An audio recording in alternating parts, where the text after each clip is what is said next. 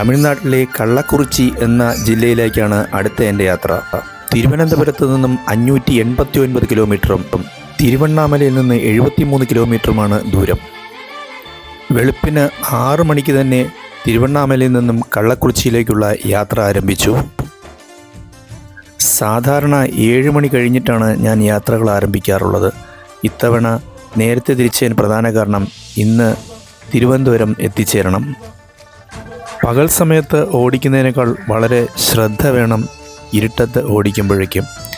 സൈഡിൽ നിന്നും നായ്ക്കൾ ചാടുകയോ വലിയ ഗട്ടർ പെട്ടെന്ന് കാണുകയോ ചെയ്യുകയാണെങ്കിൽ ബ്രേക്ക് ചെയ്താൽ സ്പീഡ് കൂടുതലാണെങ്കിൽ നിർത്താൻ പ്രയാസമായിരിക്കും.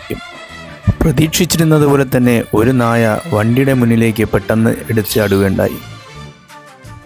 കുറിച്ചി എന്നാൽ ചെറിയ പട്ടണം എന്നാണ് അർത്ഥം.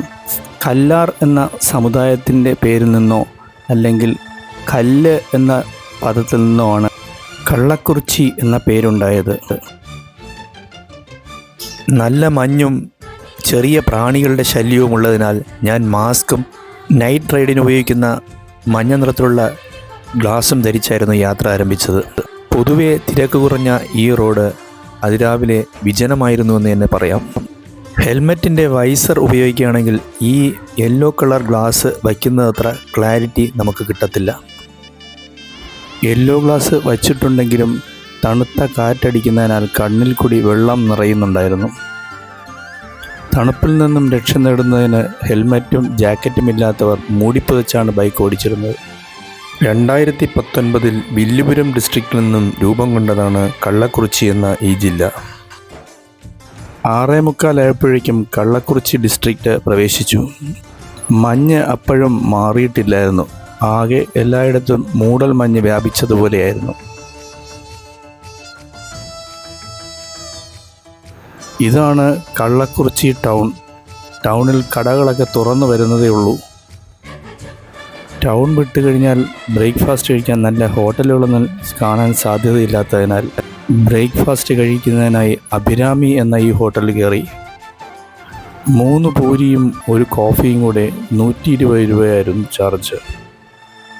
കള്ളക്കുറിച്ചിയിലെ പ്രധാനപ്പെട്ട ഒരു സ്നാക്സ് ഐറ്റമാണ് ചിന്ന വെങ്കായ മുറുക്ക് അല്ലെങ്കിൽ സ്മോൾ ഒണിയൻ മുറുക്ക് എന്നുള്ള ഈ മുറുക്ക്. ഇവിടുത്തെ നാട്ടുകോഴിക്കറിയും പ്രസിദ്ധമാണ്.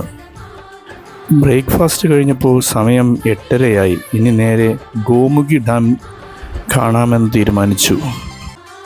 കൽറായൻ മലനിരകളുടെ താഴ്വാരത്തുള്ള ഗോമുഖി നദിക്ക് കുറുകെ പണിതിരിക്കുന്ന ഈ ഗോമുഖി ഡാം 47 ഗ്രാമങ്ങൾക്ക് കൃഷിക്ക് ആവശ്യമായ ജലസേചനം നടത്തുന്നു.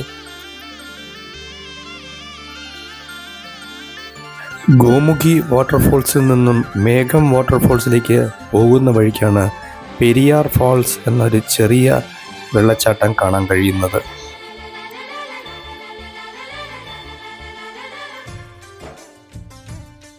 പെരിയാർ വാട്ടർഫോൾസ് കഴിഞ്ഞ് 10 കിലോമീറ്റർ ദൂരം സഞ്ചരിക്കുമ്പോഴേക്കും മേഘം വാട്ടർഫോൾസിലെത്താം.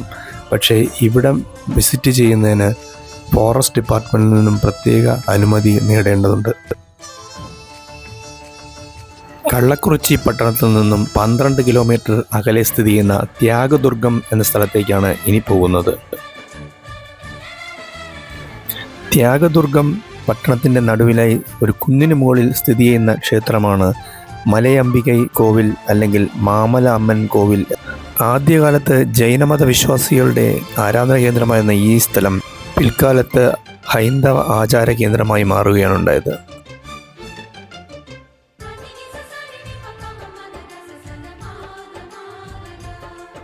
ത്യാഗദുർഗം കുന്നിന് മുകളിൽ കാണുന്ന ഈ കോട്ട 1761 ഹൈദർ അലിയുടെ അധീനതയിലായിരുന്നു. പിന്നീട് 1771 ടിപ്പുവിൻ്റെ കാലത്ത് ബ്രിട്ടീഷുകാർ ഈ കോട്ട പിടിച്ചെടുക്കുകയും അവരുടെ മിലിറ്ററിയുടെ കേന്ദ്രമാക്കി മാറ്റുകയും ചെയ്തു. ഈ കുന്നിന് മുകളിൽ നിന്ന് കഴിഞ്ഞാൽ കള്ളക്കുറിച്ചി പട്ടണവും ത്യാഗദുർഗം പട്ടണവും അതിന് സമീപമുള്ള പ്രദേശങ്ങളും വളരെ മനോഹരമായി കാണാൻ കഴിയും. ത്യാഗദുർഗ കോട്ടയും ത്യാഗദുർഗ കോവിലും സന്ദർശിച്ച ശേഷം ഇനി അടുത്തത് എനിക്ക് പോകേണ്ടത് തിരുച്ചി ഭാഗത്തോട്ടാണ്. കാരണം തിരുവനന്തപുരത്തേക്ക് പോകുന്നതിന് ട്രിച്ചി വഴി വേണം പോകേണ്ടത്. തിരുച്ചിയിലോട്ട് പോകണം. തൃച്ചിയിൽ പോയിട്ട് അവിടെ നിന്ന് നേരെ തിരുവനന്തപുരം പഠിക്കണം. മധുര ഞങ്ങൾ പോകുന്ന പരിപാടിയാണ്. വലിയ ഇൻസ്റ്റിറ്റ്യൂഷനുണ്ട്, AKT ഇൻസ്റ്റിറ്റ്യൂഷൻ. അപ്പോൾ ഇവിടെ ഞാൻ ATM പൈസ എടുക്കാൻ വേണ്ടിയാണ് ഞാൻ. അപ്പോൾ ജസ്റ്റ് ഒന്ന് ഇവിടെ കാണിക്കാൻ പറ്റും. ഇവിടെ ഒരു 40 കിലോമീറ്റർ പോയ റിംഗ് റോഡിൽ കയറാം. ഞാൻ കള്ളക്കുറിച്ചി എന്ന സ്ഥലം. കള്ളക്കുറിച്ചി ജില്ലയുടെ വിശേഷങ്ങൾ ഇവിടെ സമാപിക്കുന്നു. ഓരോ യാത്ര കഴിയുമ്പോഴും ഞാനും എൻ്റെ വാഹനവും ക്ഷീണിതനാകും. പിന്നെ അടുത്തൊരു യാത്രയ്ക്ക് വേണ്ടിയുള്ള ഒരുക്കമാണ് വാഹനവും ഞാനും. ഓരോ യാത്രയുടെ അവസാനവും അടുത്ത യാത്രയുടെ ഒരു തുടക്കമാണെന്ന് വേണമെങ്കിൽ പറയാം. തമിഴ്നാട്ടിലെ മറ്റൊരു ജില്ലയുടെ വിശേഷവുമായി വീണ്ടും കാണാം. Thank you.